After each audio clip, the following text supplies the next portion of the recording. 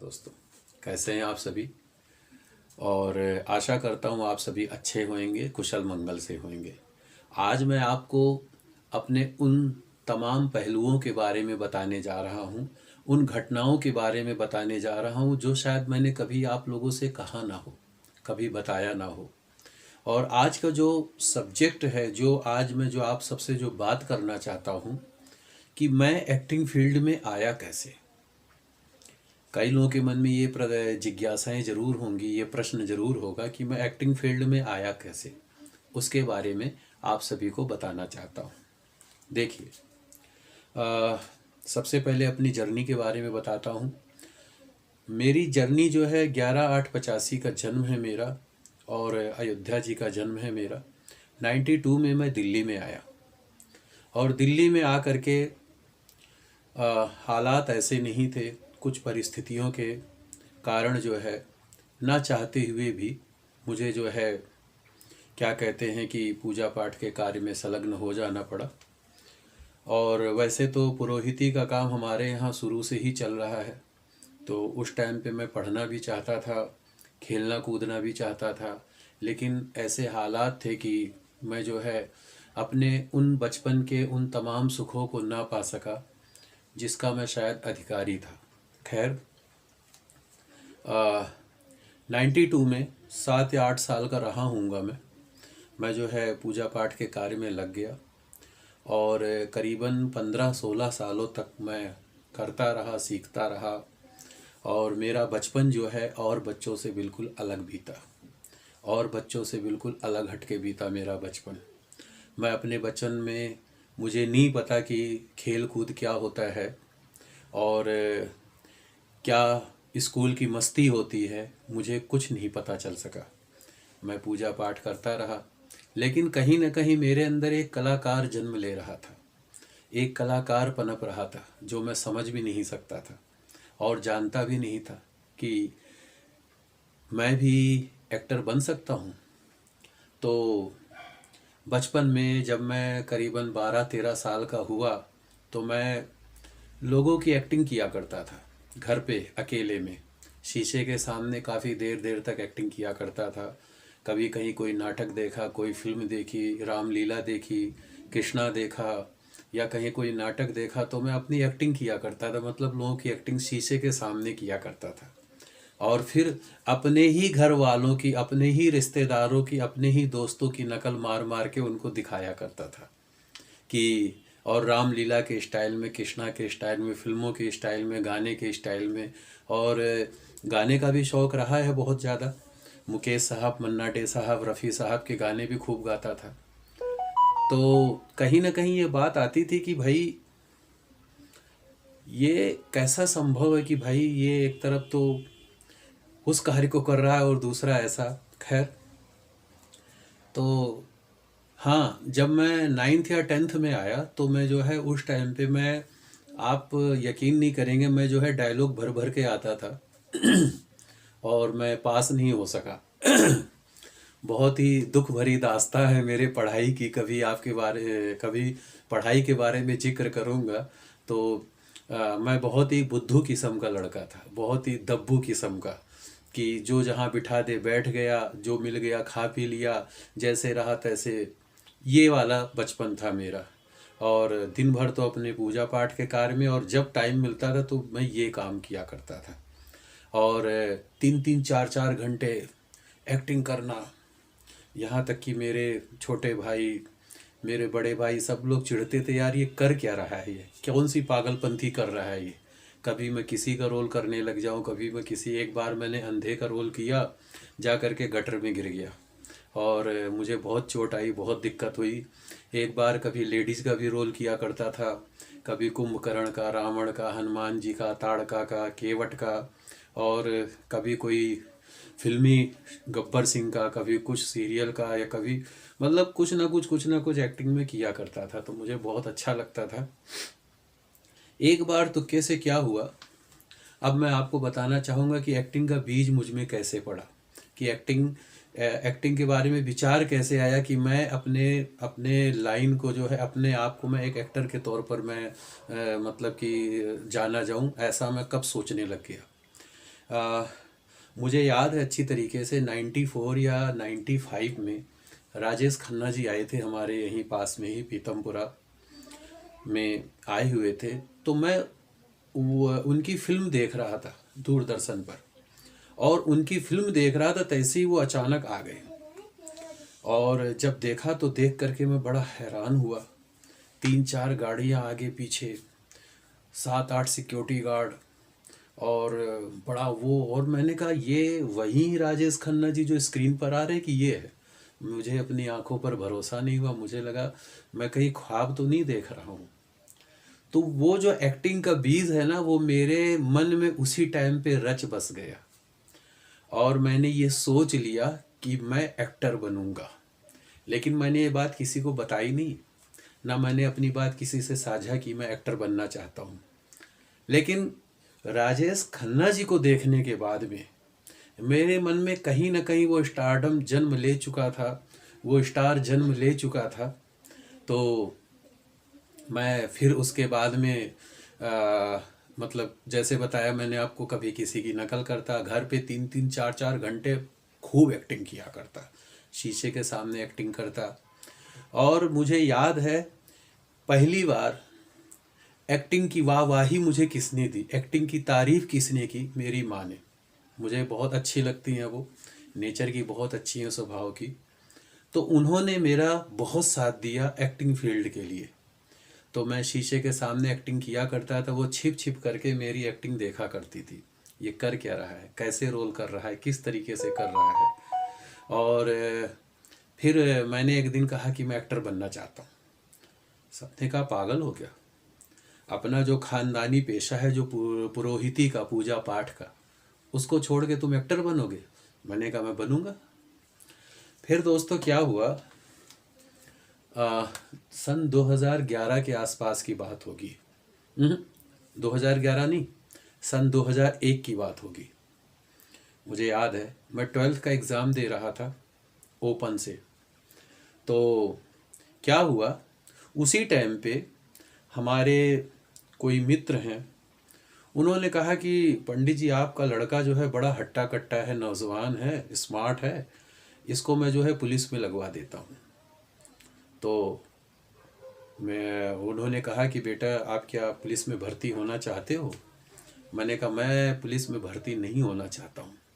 बोले कमाल है, इस नौकरी को पाने के लिए कितने लोग परेशान होते हैं, कितने पैसे भरते हैं, कितनी पढ़ाई करते हैं, और आपको इतने आराम से आपको ये नौकरी मिल रही है, आप करना नहीं चाहते। मैंने कहा जी मुझे जो है एक्टर बनना है। बोले हैं, अच्छी भली ज़िंदगी छोड़ करके पागलपंथी की लाइन में क्यों जा रहे हो भाई। मैंने कहा सर जो मैंने सोच लिया तो सोच लिया, अब उसको मैं चेंज नहीं कर सकता हूँ। खैर उसके बाद में लोगों के कहने पर मैंने कहा चलो भाई, एक बार मैंने आर्मी के लिए भी फॉर्म भरा, और मेरा फॉर्म भी सेलेक्ट हो गया, और वहाँ से बुलावा भी आ गया कि हाँ भाई आप आइए ट्रेनिंग के लिए।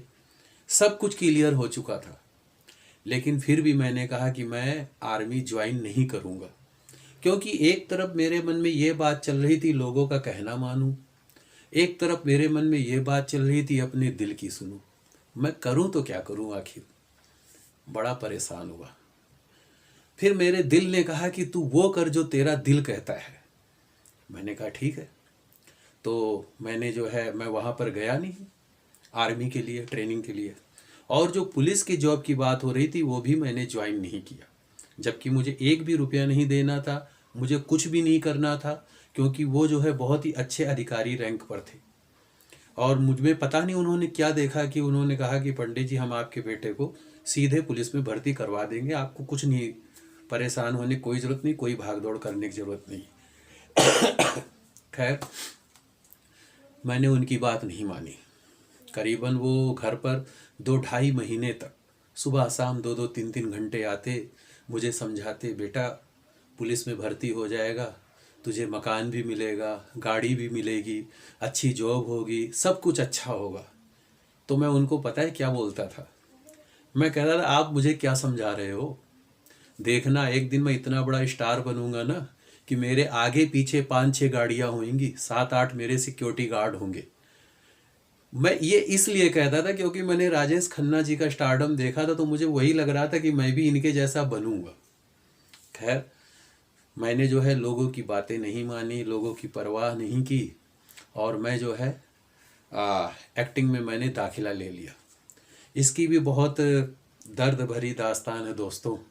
आज मैं आप सबसे उन बातों को भी शेयर करता हूँ कि मुझे कितने पापड़ बेलने पड़े, कितनी परेशानियाँ झेलनी पड़ी एक एक्टर बनने के लिए, एक अभिनेता बनने के लिए। तो मैंने लोगों की परवाह नहीं की, और मैंने जो है एक ऐड के द्वारा मैंने देखा कि भाई ये कहीं पर एक्टिंग का कोर्स हो रहा है। तो मेरे पास दोस्तों पैसे भी नहीं थे, क्योंकि पैसे तो कमाता था, ऐसा नहीं है कि जो पैसे कमाता था वो सब के सब मेरे पिताश्री ग्रहण कर लिया करते थे। एक भी रुपया नहीं देते थे मुझे, खर्चे तक के लिए नहीं देते थे। तो पैसे नहीं थे और मुझे एक्टर बनना था। मैंने कहा, तो मैंने जो है किसी तरीके से जो छिपा करके मैंने जो है कहीं से कुछ पैसे रखे थे, थोड़े से पैसे दिए, और मैंने कहा मैं एक्टिंग कोर्स करना चाहता हूँ। अब देखिए भाग्य दुर्भाग्य कहाँ कहाँ मेरा साथ पकड़े रहा, उसके बारे में अब बताने जा रहा हूँ। जब मैंने एक्टिंग कोर्स ज्वाइन किया तो वहाँ पर देखा शोरूम में कि भाई जैकी श्रॉफ जी के साथ फ़ोटो है उन लड़कों की जो वहाँ से एक्टिंग कोर्स कर रहे हैं, और सुभाष घई जी, बड़े बड़े एक्टरों डायरेक्टरों के साथ। मुझे लगा बेटा अब तो मैं स्टार बन गया, अब तो कोई दिक्कत नहीं, अब तो कोई रोकने वाला नहीं। और जो वहाँ की मैडम थी, उन्होंने तो इतने ख्वाब दिखा दिए कि मैं तो सातवें आसमान पर उड़ने लग गया। मुझे लगा बेटा अब तो मैं बन गया, अब तो मेरा कोई कुछ नहीं बिगाड़ सकता। खैर, जब मैंने दाखिला ले लिया उसके बाद दुखों का मेरा सिलसिला शुरू हुआ। क्या हुआ, दाखिले के बाद में उन्होंने जो है पैसे ले लिए। पैसे लेने के बाद उन्होंने दरवाज़ा बंद कर दिया। जब मैं जाता कोर्स के लिए तो हर वक्त दरवाज़ा बंद मिलता, मैं बड़ा परेशान।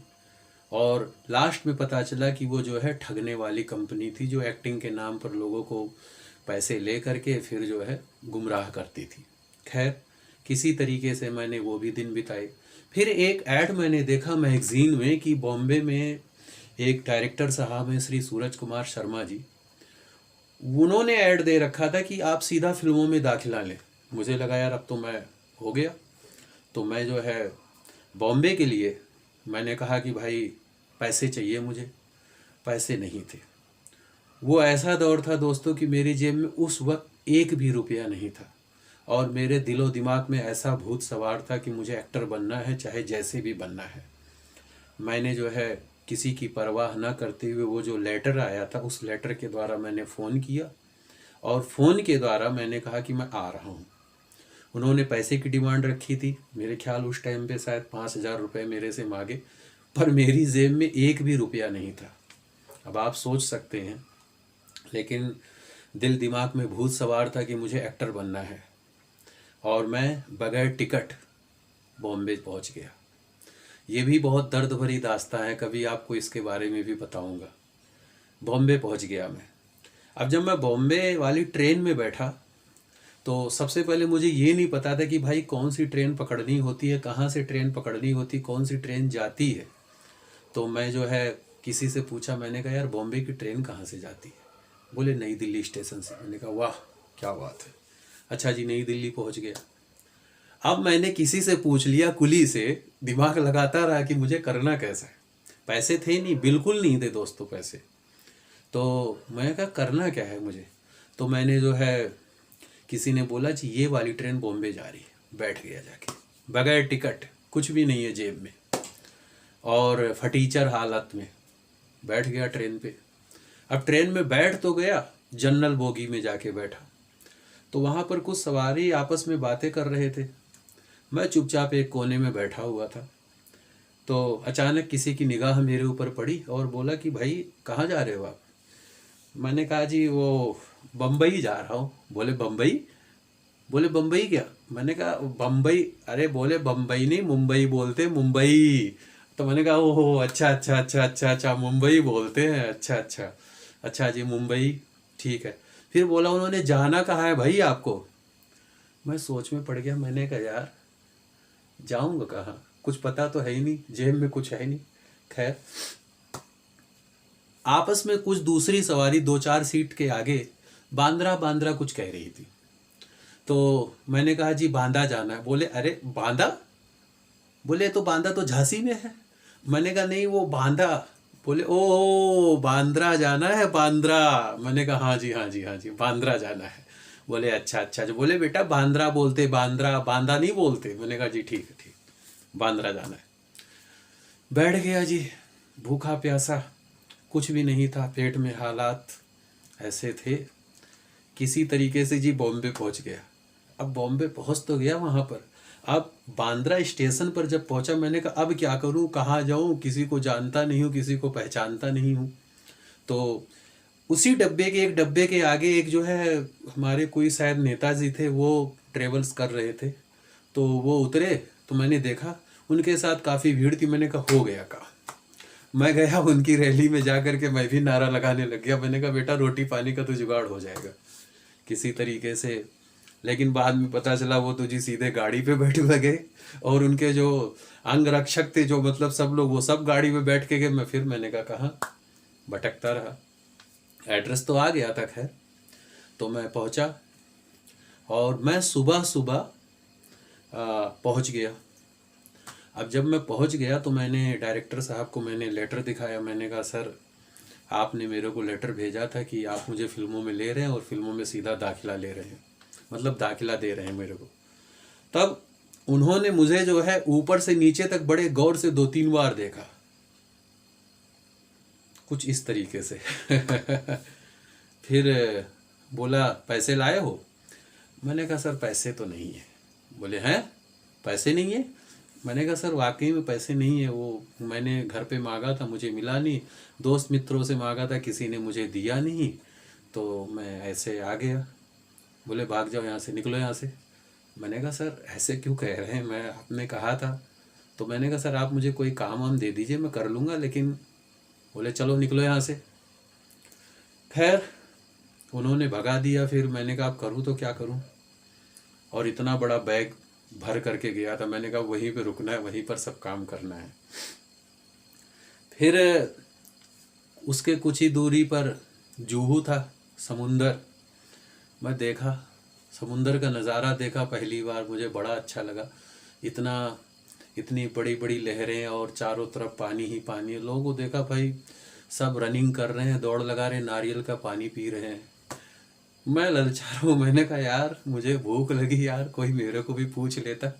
लेकिन खैर ऐसा हुआ नहीं, और भूखा प्यासा परेशान रहा। फिर मैंने कहा अब करूँ तो क्या करूँ। मैंने कहा यार जाऊँगा तो नहीं वापस, ऐसे कुछ ना कुछ तो करूँगा चाहे कुछ भी हो जाए। खैर भटकता रहा। तो वहीं पर भटकते भटकते एक साइकिल वाले के पास गया मैं, और मैंने उससे अपनी कुछ दास्तान बताई। और लेकिन वहाँ पर दोस्तों मैंने झूठ बोला थोड़ा सा। मैंने कहा अगर सच बोलूँगा तो हो सकता है शायद ये मुझे अपने पास रखे या ना रखे। तो मैंने कहा जी झूठ बोला। मैंने कहा सर मैं यहाँ आ रहा था और मेरा पर्स चोरी हो गया ये वो, और मैं बड़ा परेशान हूँ। तो अगर आप मुझे कुछ रुकने की जगह दे सकते हैं या कुछ काम हम दे सकते हैं। तो पहले तो उसने मुझे बहुत गालियाँ दी दोस्तों। गालियाँ सुनने के बाद मैंने कहा भाई साहब अब आ गया हूँ, और एक बार देख तो लो, ट्राई तो कर लो, अगर काम नहीं कर सकूँगा तो हटा देना। खैर मैंने जो है, उसने कहा ठीक है भाई देखते हैं। तो उसने मुझे, साइकिल की दुकान थी उसकी, साइकिल का काम मिल गया। अब मुझे साइकिल का काम तो आता नहीं था, तो मैं क्या करता था, साइकिल का काम तो करने लग गया। जिसके टायर में नहीं पंचर होता था वो पंचर कर देता था, जिसके गाड़ी का साइकिल का ब्रेक नहीं से वो ब्रेक खराब कर देता था, गद्दी खराब, मतलब मैं ही नहीं करता था, हो जाता था गलती से। खैर करता रहा। और पता है मुझे सोने की कहाँ पे जगह मिली, फुटपाथ पे एक नाला था, नाले के ऊपर एक बड़ा सा पत्थर लगा हुआ था, उसी के ऊपर ना चद्दर कुछ नहीं, ऐसे ही सो जाता था। रात को गाड़ी घूमती थी, जो लावारिस पड़े अनाथ पड़े उनको भर भर के ले जाने के लिए। किस्मत की बात है कि मैं उनकी नज़रों में नहीं आया, नहीं तो वो मेरे को भी भर के ले जा सकते थे। खैर तो कुछ दिन काम किया, और लेकिन फिर काम जमा नहीं। मैंने कहा यार अब क्या करूं, एक्टिंग फील्ड में काम ढूंढता रहा, नहीं मिला। हाँ, एक बात और बताना चाहूँगा, मैं जिसकी दुकान पर था वो मुझे कुछ देता नहीं था, सिर्फ खाना देता था दोनों टाइम और एक टाइम चाय पिला देता था। तो मैंने कहा यार ऐसे कब तक चलेगा। फिर जो है मैं कहा कि भाई मैं ऐसे नहीं कर सकता हूँ, मैं जो है कुछ दूसरा काम। फिर मैंने कोरियर का काम पकड़ा, सिग्मा कोरियर, बॉम्बे में कंपनी है एक सिग्मा कोरियर की, अंधेरी में। तो सिग्मा कोरियर में काम पकड़ा मैंने किसी के द्वारा। अब देखिए किस्मत क्या क्या तकाजा है, कैसे किस्मत जो है मतलब कि उठाती है, बिठाती है, घुमाती है। तो मैंने जो है कोरियर का काम किया, सिग्मा कोरियर में था। तो मैं बड़े लगन से काम करने लग गया, इतने मतलब जोशो खरोश के साथ एक दिन में 250-300 लीटर में सप्लाई कर दिया करता था। और लोग मेरे को देखते थे, कहते यार कितना फुर्तीला है यार, बड़ा जल्दी जल्दी काम कर रहा है। लेकिन मेरी किस्मत ऐसी, 2-2.5 महीने के करीबन काम किया होगा, तो वो जो मेरा पैसा था, वो पैसा जो जिस एजेंट के द्वारा मैं जुड़ा था, वो पैसा ही लेके सबका भाग गया, 3-4 जन का। अब मैंने कहा यार अब क्या करूं। फिर मेरा मन उतर गया, मैंने कहा यार करूं तो क्या करूं। फिर किसी तरीके से एसी रिपेयरिंग का काम करने लग गया। मैंने कहा यार बॉम्बे में टिकना है, कुछ ना कुछ तो करना ही पड़ेगा। एसी रिपेयरिंग का काम करने लग गया, क्योंकि जिसके मकान पे मैं रहा करता था, तो जिस दोस्त ने मुझे रखा था अपने साथ, उसके चाचा जी एसी का काम करते थे। तो बोले देख तेरे से अब तो कुछ हो नहीं रहा, तू एसी का काम कर ले। मैंने कहा यार अब मैं मन ही मन सोचूं, मैं यहाँ एक्टर बनने आया हूँ यार, ये फिर भी मैं कहा चलो एसी का काम करने लग गया। अब क्या हुआ, सुबह 6 या 7 बजे से रात को 9-10 बजे तक काम में भगा रहता, इधर उधर इधर उधर। सिर्फ 2 टाइम खाना मिलता था और 1 टाइम चाय मिलती थी, और कुछ नहीं, पैसे कुछ नहीं मिलते थे। वो भी चलता रहा। मैंने कहा यार अब करूं तो क्या करूं। फिर मैं काम करता रहा इधर उधर, कुछ ना कुछ, लेकिन मुझे काम नहीं मिला। और एक दिन ऐसा आया कि उसने भी कह दिया कि भैया तू अपने वापस दिल्ली जा, यहाँ पर तेरे लिए कुछ भी नहीं। मैंने कहा यार कोई बात नहीं। तो दिल्ली आया। दिल्ली आया तो काम तो किया था पूजा पाठ का शुरू से। अब 2-3 जो काम किए थे, प्रैक्टिस तो थी, पर कहीं काम मिल नहीं रहा था। तो हमारे एक पंडित जी हैं, उन्होंने कहा कि भाई एक बात बताओ, तुम जो अपना काम पुरोहिती का कर रहे थे उसको क्यों नहीं करते हो। मैंने कहा नहीं यार, वो अच्छा नहीं लगता, एक तरफ एक्टिंग का काम और एक तरफ पुरोहिती का काम, ये बड़ा उल्टा सा है। उन्होंने काफ़ी समझाया, मैंने उनकी बात को नहीं माना। घर में भी काफ़ी लोगों ने समझाया कि भाई करो ऐसा, मैं नहीं माना उनकी बात को। तो क्या कहते हैं कि मैंने कहा मैं बिजनेस करूँगा। फिर मैं जो है मैं कपड़े साड़ियाँ लाया सदर बाज़ार से, और साइकिल पर रख करके साड़ियाँ बेचने लग गया। किस्मत ने यहाँ पर भी मेरे को झूला झुलाया, परेशान कह सकते हैं। यकीन नहीं मानेंगे आप लोग, 6 या 7 महीनों के अंतराल में एक भी साड़ी नहीं बिकी, और सब के सब हंसने लग गए।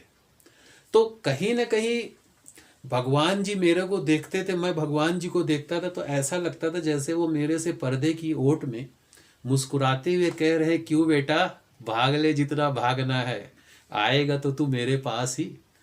तो मेरे मन में आता था, मैं मन ही मन भगवान से कहता था, जब उनको देखता था मैं कहता था कुछ भी हो जाए, मैं तुम्हारा काम नहीं करूँगा, पुरोहिती का काम नहीं करूँगा, बस चाहे कुछ भी हो जाए, मुझे एक्टर बनना है, मैं ये सब काम नहीं करने वाला। तो ऐसे लगता था जैसे भगवान जी मेरे से कह रहे क्यों, आखिर बुराई क्या है मेरे काम में, ये बता, क्यों भागना चाहता है तू।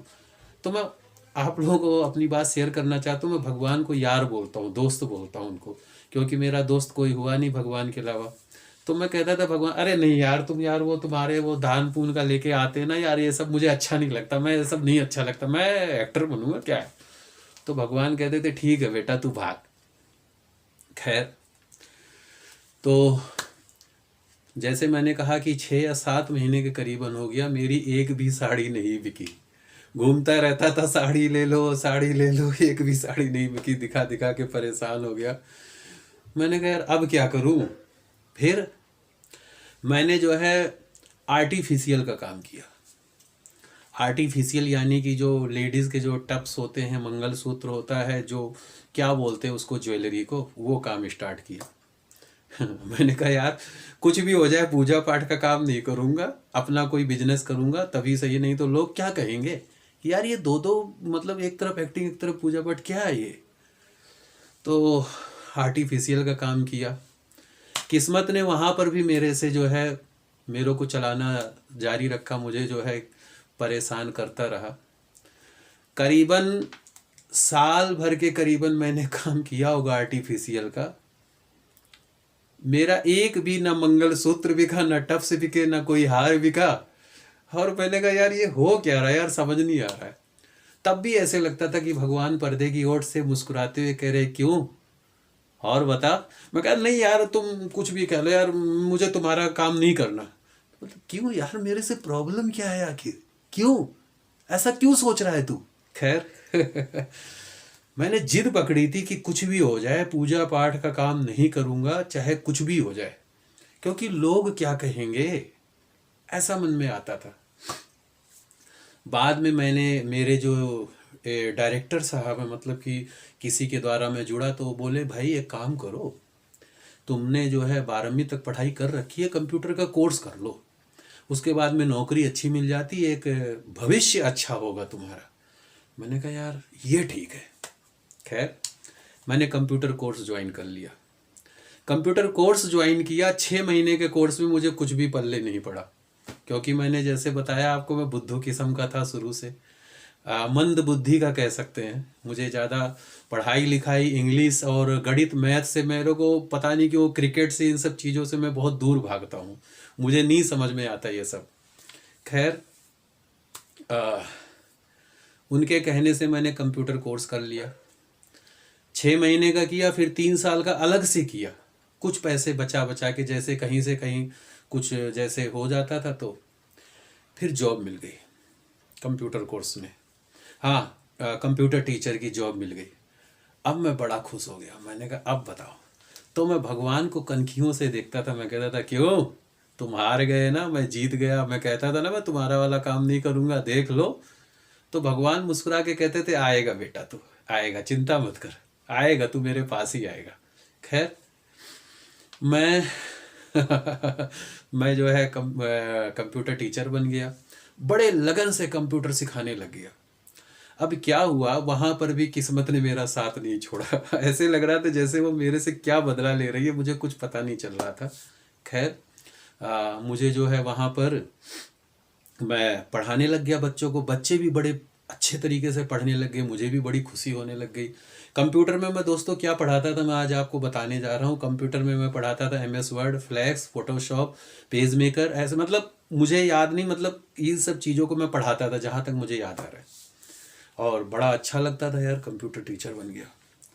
तुक्के से क्या हुआ, एक दिन जो उसकी सुपरवाइज़र थी कंपनी की, जिस कंपनी के द्वारा मुझे जॉब मिली थी, तो वो जब भी अपने बॉयफ्रेंड के साथ आती थी मेरे ऊपर धौंस जमाती थी, अकेले में तो नहीं।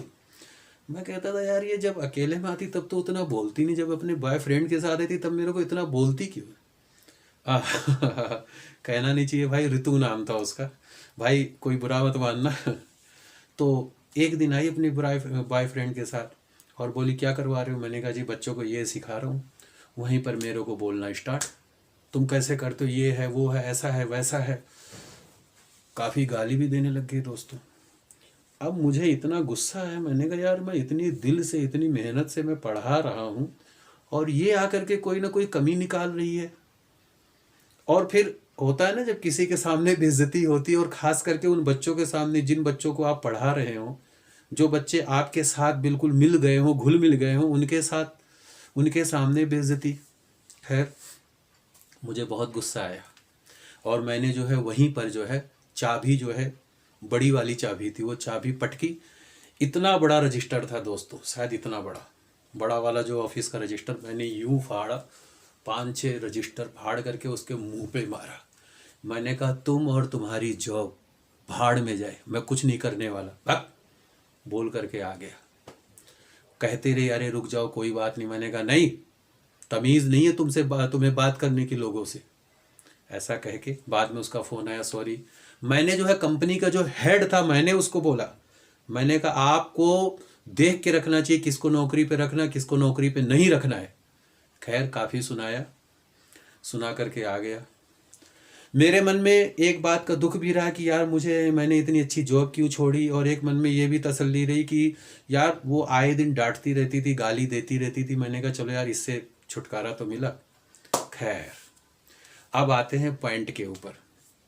जब मैं वहाँ पर गया तो घर पर, तो तब फिर भगवान जी मुझे कनखियों से देख रहे। मुझे ऐसा लगा पर्दे की ओर से मुझे देख रहे, करे क्यों, हो गई तसल्ली, हो गया काम। मैंने कहा यार कुछ भी कह लो यार, तुम्हारे साथ नहीं जुड़ना यार, चाहे कुछ भी कह लो। बोले बेटा आ जा यार, क्यों भाग रहा है। मैंने कहा नहीं यार, तू वो दान पुण्य का यार, लोगों मैं एक्टर बनूंगा तो क्या यार वो। बोले अरे कोई बात नहीं, आजा आजा आजा, मेरे पास रहेगा, सुखी रहेगा, अच्छे से रहेगा। हाँ, फिर मुझे लगा कि शायद आत्मा ने आत्मा को आवाज दी कि बेटा तू जो काम पहले से कर रहा था कर ले, कोई बुराई नहीं है, कोई दिक्कत नहीं है, तुझको उस काम का एक्सपीरियंस है, उस काम का अनुभव है, और कोई ऐसा नहीं है। तो फिर मैंने कहा प्रभु आप जीते मैं हारा, और मैंने जो है फिर से जो है पुरोहिती का काम स्टार्ट कर दिया। और जब पुरोहिती का काम करने लग गया तो उसके बाद में एक्टिंग का भी काम साथ साथ जो है चलता रहा, और धीरे धीरे पुरोहिती के काम की वजह से एक्टिंग फील्ड में भी मुझे मौके मिलने लग गए। और हाँ, मैंने हार नहीं मानी। मैंने कहा कुछ भी हो जाए, मैं जो है एक्टिंग फील्ड को जो है मैं नहीं छोड़ूंगा, मैं एक्टर बनूंगा, और राजेश खन्ना जी से भी अच्छा एक्टर बनूंगा। मैंने ये सोच रखा था और अभी भी सोचा हुआ है, और मुझे उम्मीद है कि एक ना एक दिन मैं बहुत बड़ा एक्टर बनूंगा। अगर आप लोगों का प्यार रहेगा, आप लोगों का साथ रहेगा, आप लोगों का स्नेह रहेगा, आप लोगों का आशीर्वाद रहेगा, तो एक ना एक दिन मुझे एक सफल एक्टर बनने से मुझे कोई नहीं रोक सकता है।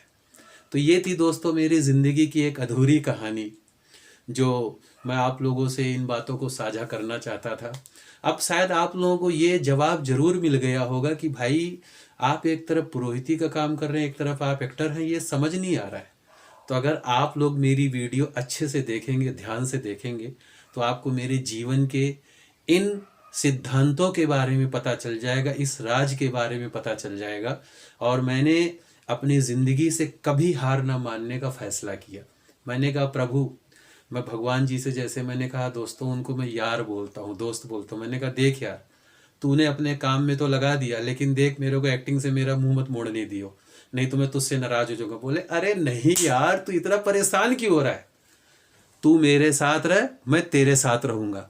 और जब भगवान ने एक आत्मा के साथ एक वादा किया ना, तो मेरे दिल में तसल्ली हुई कि हाँ वाकई में अगर तू मेरे साथ है तो मुझे दुनिया भर का साथ मिलेगा, मुझे दुनिया भर का आशीर्वाद मिलेगा, मुझे दुनिया भर का प्यार मिलेगा, मुझे दुनिया भर वालों की खुशियाँ मिलेंगी, मुझे सारी दुनिया की खुशियाँ मिलेंगी।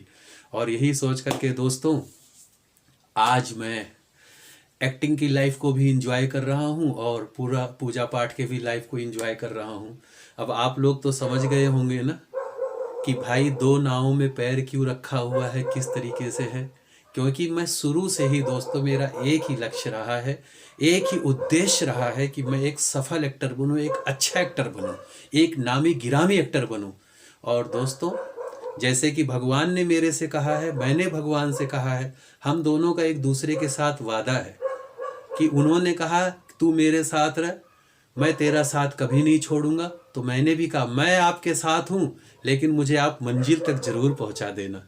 तो दोस्तों आप लोगों से मुझे बात करके मुझे बहुत अच्छा लगा, बहुत खुशी हुई और बहुत बढ़िया लगा। और आप लोग यूं ही मेरे साथ बने रहिए, यूं ही आप सबका प्यार मिलता रहे, यूं ही आप सबका आशीर्वाद मिलता रहे। और हाँ, एक बात और जाते जाते कह रहा हूँ, मुझसे कभी नाराज़ मत होइएगा, नहीं तो मेरा दिल टूट जाएगा, क्योंकि मैं दिल का बहुत भोला भाला इंसान हूँ। पढ़ने लिखने में मैं फिर से कह रहा हूँ दोस्तों बहुत ही कमज़ोर हूँ, वीक हूँ, लेकिन दिल का बहुत भोला भाला इंसान हूँ। इसलिए मुझसे कभी नाराज मत होइएगा, कभी भी मेरे से जो है दोस्ती मत तोड़िएगा।